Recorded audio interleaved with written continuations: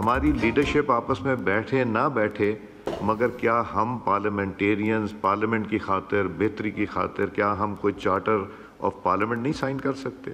क्या हम लोग इकट्ठे बैठ के नहीं कर सकते? क्या हम लोग बेहतरी की तरफ नहीं जा सकते? मिसाक पार्लियामेंट पर हुकूमत और अपोजिशन यकजबा। चार्टर ऑफ पार्लियामेंट की तजवीज़ पर हुकूमत और अपोजिशन मुत्तफिक। स्पीकर ने 18 रुकनी खुसूसी कमेटी तश्कील दे दी। स्पीकर अयाज सादिक ने कहा, क़यादत इकट्ठी बैठे या ना बैठे, अरकान को तो इकट्ठे बैठना चाहिए। क्या हम पार्लियामेंटेरियन मिसाक पार्लियामेंट पर दस्तखत नहीं कर सकते? तनकीद ज़रूर करें, लेकिन रुकन की इज्जत का भी ख्याल रखें। गुज़िश्ता रोज़ पार्लियामेंट के इस्तेहकाक को मजरूह किया गया था। तहरीक इंसाफ के गिरफ्तार MNAs के प्रोडक्शन ऑर्डर जारी। आज असम्बली इजलास में शरीक होंगे। हुकूमत का काम सिर्फ ये है कि आज हमें किसको बंद करना है। पत्थर का जवाब पत्थर से, ईंट का जवाब ईंट से देंगे तो एक दिन के लिए आप लोग खुश होंगे, लेकिन कल मैं और आप उसी जेल में होंगे। बिलावल भुट्टो ने कहा, हुकूमत आग पर तेल डालेगी तो काम नहीं कर सकेगी। हुकूमत का काम फायर फाइटिंग है। ईंट का जवाब पत्थर से देने का सोचेंगे तो एक दिन खुशी होगी, कल मैं और आप भी जेल में होंगे। ऑपोजिशन का भी ये काम नहीं कि हर वक्त गालम गलोच करे।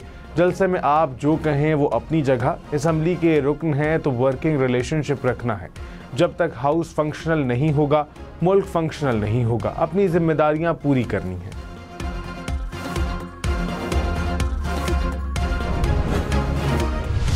जनाब डिप्टी स्पीकर, जो 10 सितंबर को हुआ है, मैं इतना उम्मीद करता हूँ कि पाकिस्तान की तारीख़ में ये वक़ुआ रिपीट नहीं होगा। अदरवाइज़ ये ईवान के लिए 10 सितंबर का वक़ुआ इस ईवान के लिए ब्लैक डे है। बैरिस्टर गौहर ने 10 सितंबर का वाक़या ब्लैक डे करार दे दिया। कहा, पार्लियामेंट के अंदर से MNAs को गिरफ्तार किया गया, निकाब पोश आए, दरवाज़ों को खोला, चाबियाँ किसने दी, लाइट्स किसने बंद कराई, तहकीकात की जाएं। जलसा बहाना था, निशाना हमारे अरकान थे। हुकूमत सिर्फ एक जलसे की मार है, हमारे अरकान बिकने वाले नहीं। हर हाल में बानी PTI के साथ हैं। हमेशा कहा है कि मुज़ाकरात करें, मुल्क और जमहूरियत की खातिर रास्ता निकालें। चाहते हैं ऐवान मजबूत हो, गैर सियासी क़ुव्वतों को मौका नहीं मिलेगा।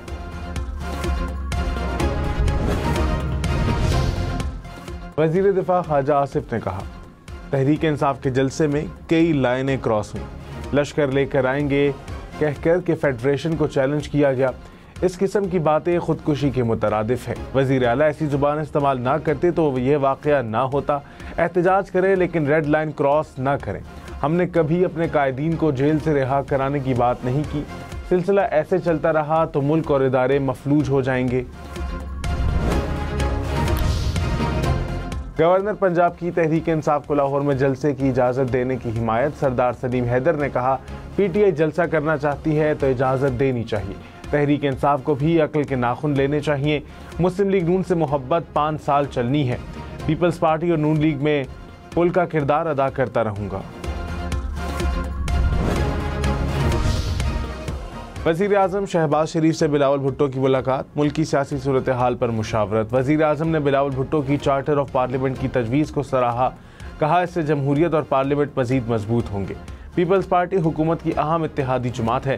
पीपल्स पार्टी वक्त की मुआशी इस्तेहकाम के लिए हुकूमती पॉलिसियों की तारीफ।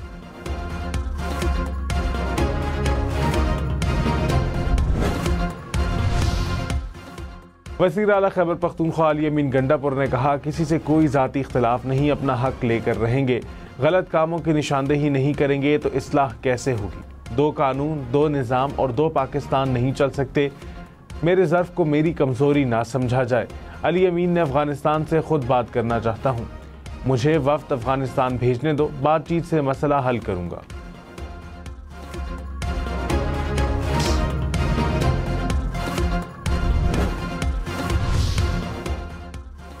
वज़ीर दिफा ख्वाजा आसिफ ने कहा, अली अमीन खुद बानी PTI की जगह लेना चाहते हैं। बानी PTI की मौजूदा क़यादत नहीं चाहती साबिक़ चेयरमैन बाहर आए। बानी PTI समझते हैं गंडापुर के एस्टेब्लिशमेंट से राबते उनके काम आएंगे। ये सब एक दूसरे को इस्तेमाल कर रहे हैं। एस्टेब्लिशमेंट से मुलाकात में गंडापुर के बयान पर खड़े रहने का गवाह कोई नहीं, ये सिर्फ उनका अपना बयान है। सेनेटर फैसल लौडा ने कहा फैज हमीद मामला पीटीआई पर डालेंगे, बानी पीटीआई फैज हमीद पर डालेंगे। मुराद सईद में तोते की जान है। प्रोग्राम अप फ्रंट में मजीद कहा मुज़ाकरात के दरवाजे खुलें तो सारे सियासतदान भागे चले जाएं। आज किसी से कोई मुज़ाकरात नहीं हो रहे, ये बाहर गाली देते हैं और अंदर पांव पकड़ते हैं।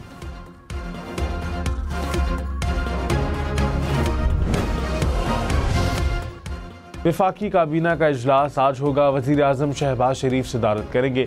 इजलास में सियासी और मुआशी सूरत हाल का जायजा लिया जाएगा। वफाकी काबीना इजलास में ईसीसी फैसलों की तौसीक की जाएगी।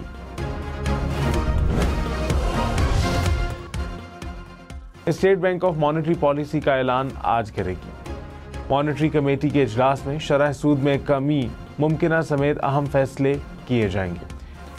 अफराद दर सिंगल डिजिटल में आने के बाद शरह सूद में कमी का मुतालबा सामने आया है। मालियाती माहिरीन शरह सूद में 1.5 से 2% कमी की तवक्को कर रहे हैं। कराची समेत मुल्क भर में बिजली मजीद ₹1.74 फी यूनिट महंगी। नेपरा ने सहमाही एडजस्टमेंट कीमत में इजाफे की मंजूरी दे दी। बिजली महंगी होने से सारिफीन पर 43 अरब रुपए से ज़ायद का बोझ पड़ेगा। कीमतों में इजाफे का इत्तलाक सितंबर, अक्टूबर और नवंबर के बिजली बिलों पर होगा।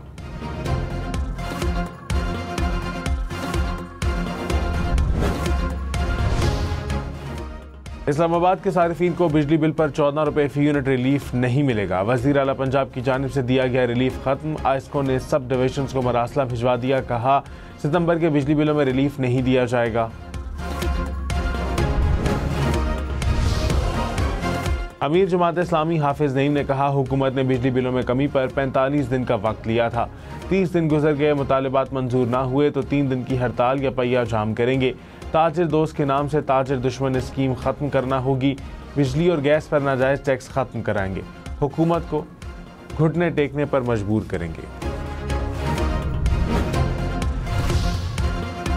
शंघाई ताउन तंजीम के वज़राए तजारत का इजलास आज इस्लामाबाद में होगा। चीन, रूस समेत रुकन ममालिक के वज़राए तजारत शरीक करेंगे।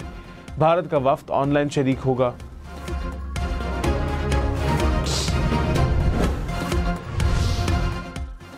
NA 171 रहीम यार खान में ज़मनी इलेक्शन के लिए आज पोलिंग होगी। पीपल्स पार्टी के मखदूम ताहिर रशीदुद्दीन और आज़ाद उम्मीदवार हसान मुस्तफ़ा में कांटे का मुकाबला मुतवक्के। हल्के में दफ़ा 144 नाफिज।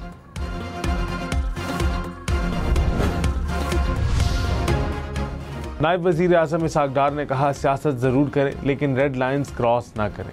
हम सबको देखना चाहिए मुल्क के मफाद में क्या है। आपस में ही उलझाओ में लगे रहेंगे तो फिर काम क्या होगा। गलतियां किसी से भी हो सकती हैं, उंगलियां उठाने की ज़रूरत नहीं। जो गलतियां हुई उन्हें छोड़कर आगे देखें।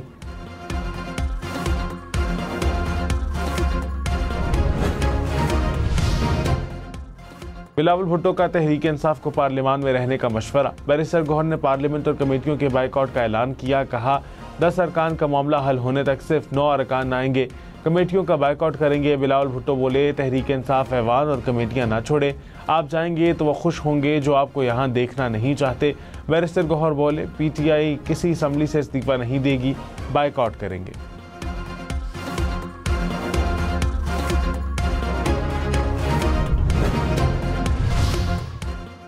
तहरीक इंसाफ का मुल्क में दोबारा इलेक्शन कराने का मुतालबा। अपोजिशन लीडर उमर अयूब ने कहा हुकूमत होशो हवास खो चुकी है। पार्लियामेंट से क्या खलाई मखलूक ने लोगों को उठाया। मुल्क में अफरा तफरी और महंगाई है, फौरी इलेक्शन कराए जाएं। असद कैसर बोले मुल्क अनारकी की तरफ जा रहा है। बानी PTI समेत हमारे कायदीन को रिहा किया जाए। स्पीकर कौमी असम्बली के इक़दामात से मुतमईन नहीं।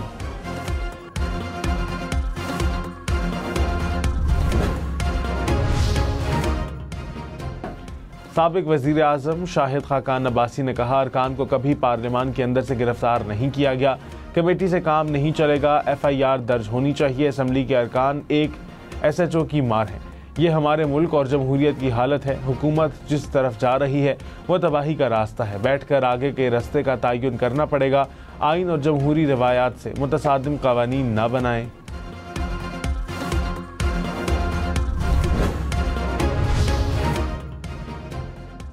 पंजाब की 112 तहसीलों में क्लिनिक ऑन व्हील शुरू करने का फैसला। 444 क्लिनिक्स की सहूलियात मुहैया की जाएंगी। वज़ीर आला मरियम नवाज की ज़ेर सदारत इजलास में फैसला। सड़कों, सेहत और सीवरेज लाइन के मुतादिद मंसूबों की भी मंजूरी। मरियम नवाज का सैलाब से मुस्तकिल बचाव के लिए पायदार इक़दामात का हुक्म। मरी के लिए भी मुतादिद मंसूबे मंजूर।